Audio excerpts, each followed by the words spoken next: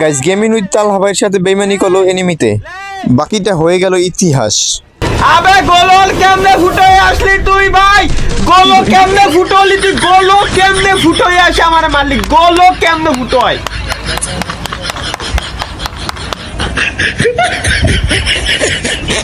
গোলো কেমনে ফুটোয় চলে আসে ভাই? এই সাউন্ড আমার মাথায় ঢুকলো না।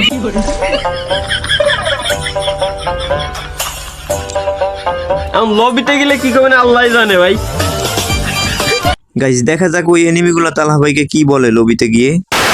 আল্লাহ তুমি আজকের মতো বাঁচাই দিও আল্লাহ, এই যে মনে ইনভাইট দিয়ে দেছে রে। আফ্রিদি ভাই বলতেছিলাম কি ভাই, ওই আমার নেটওয়ার্কে একটু ডিস্টার্ব ছিল তো বুঝছেন। আরে চ্যাটার বাল পার্টনার ছিলে খেলতে পারোস না কিছু না।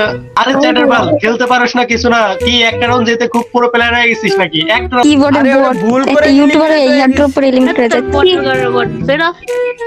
এ শালা ভাই পারে না, ও কি 1.5 মিলিয়ন সাবস্ক্রাইবার আছে শালা।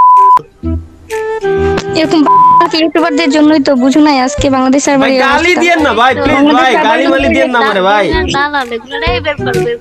এই হালারে গ্রুপে রাখা এখন কি করব? ওরে তো কিক মারা উচিত। ওরে কি আরে আয় হায় তালহা ভাইকে কিক মেরে দেবে নাকি?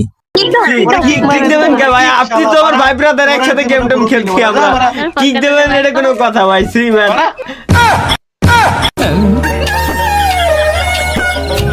মাঝে মাঝে বড় মনে মনে মন চাই দুনিয়াটাই ছেড়ে দিই,